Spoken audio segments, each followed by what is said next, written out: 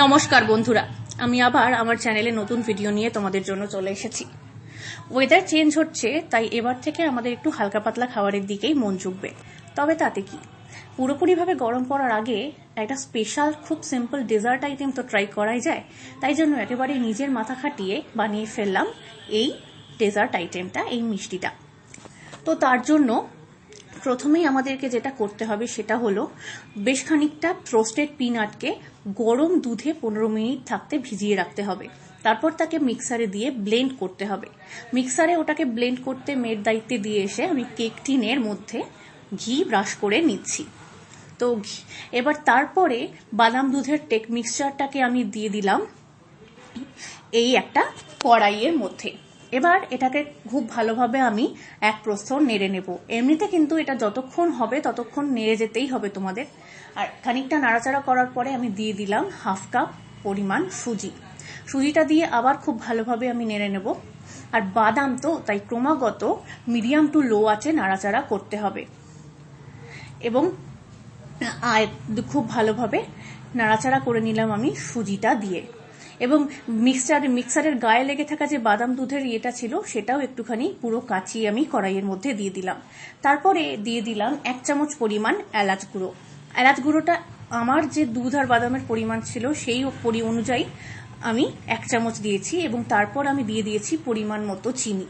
এলাচ গুঁড়ো দিয়ে নাড়াচাড়া করে নিয়েছি এক প্রস্থ, তারপরে কিন্তু আমি চিনি অ্যাড করেছি। আর চিনিটা তোমরা যে যেমন মিষ্টি খেতে পছন্দ করো সেই অনুযায়ী, যে একটু কম মিষ্টি পছন্দ করবে সে কম দেবে, যে একটু বেশি মিষ্টি পছন্দ করবে সে বেশি দেবে। তাই আমি এখানে আলাদা করে পরিমাণটা মেনশন করলাম না, শুধু বললাম পরিমাণ মতো। তো পরিমাণ মতো চিনি দেওয়ার পরে এবার কাজ হচ্ছে খুব ভালোভাবে ক্রমাগত নেড়ে যাওয়া। এটা কিন্তু বাদামের জিনিস, তাই নাড়াচাড়া বন্ধ করলে হবে না, আর হাই ফ্লেমে এটাকে রান্না করলে কিন্তু হবে না। তো অনেকখানি নাড়াচাড়া করার পর যখন বেশ খানিকটা থকথকে হয়ে এসেছে টেক্সচারটা, তখন আমি দিয়ে দিলাম পরিমাণ মতো ঘি। এইসব আইটেমে একটুখানি ঘি না হলে কিন্তু চলে না। ঘিয়ের একটা গন্ধই আলাদা, সেটা কিন্তু একটা রেসিপির টেস্টকে 10 গুণ বাড়িয়ে দেয় এই ঘিয়ের গন্ধ। তো ঘি দেওয়ার পরে ক্রমাগত আবার আমি দেখতে পাচ্ছ নাড়াচাড়া করছি এবং নাড়াচাড়া করতে করতে বেশ অনেকটা ঘন হয়ে এসেছে। তবে এখানেই শেষ নয়, এই মিক্সচারকে আরো ঘন করতে হবে, সেটা কিন্তু পুরোটাই লো টু মিডিয়াম আছে।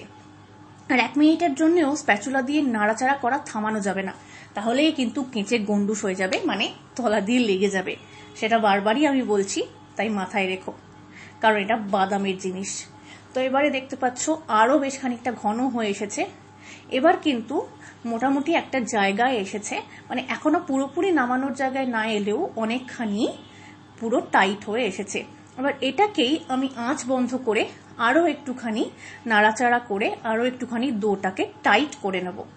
আবার একেবারে টাইট করে ফেললে কিন্তু হবে না, তাহলে যখন মিষ্টিটা কেটে তোমরা সার্ভ করবে তখন দেখবে একদম ইটের মতো শক্ত হয়ে গেছে। সেটা যেন না হয় সেটাও মাথায় রেখে একটা প্রপার টেক্সচার আসা অবধি নাড়াচাড়া করে তোমাদেরকে এটাকে নামিয়ে নিতে হবে। আর এইভাবে একদম জোশের সঙ্গে স্প্যাচুলা দিয়ে নাড়াবে যাতে খুব ভালোভাবে ডোটা পরিপক্ক হয়ে যায়। এবার এই একঘেয়ে কাজটা এখানেই ইতি, মানে নাড়াচাড়া করার কাজ এখানেই ইতি। তারপরে গরম থাকতে থাকতেই তোমরা কেক টিনের মধ্যে এটাকে ট্রান্সফার করে নেবে এবং কেক টিনে ট্রান্সফার করার পর স্প্যাচুলা দিয়েই ওপরটা একটুখানি সমান প্লেন করে নেবে, যাতে এবড়ো খেবড়ো না হয়ে থাকে, তাহলে কিন্তু দেখতেও ভালো লাগে না, আর কেটে যখন দেখাবে বা সার্ভ করবে তখনও কিন্তু ভালো লাগবে না। তো তারপরে এটাকে রেখে দিতে হবে আধ ঘন্টা নর্মাল টেম্পারেচারে বাইরে, এবং তারপরে পাক্কা 1 ঘন্টা ফ্রিজে। এবং তার 1 ঘন্টা পর ফ্রিজ থেকে বার করে আমি তোমাদেরকে এভাবে কেটে কেটে দেখাচ্ছি। তোমরা চাইলে এটাকে ডিমোল্ড করে অন্য প্লেটে ট্রান্সফার করে তারপরেও কাটতে পারো। আমি আর ডিমোল্ডের ঝামেলায় যাইনি, একবারে কেক টিন থেকেই টুকরো করে তোমাদেরকে একটা প্লেটে তুলে নিয়ে দেখালাম এটা কেমন হয়েছে। তো আশা করি তোমাদের ভালো লেগেছে, তাহলে পাশে থেকো, সাপোর্ট করো। ধন্যবাদ।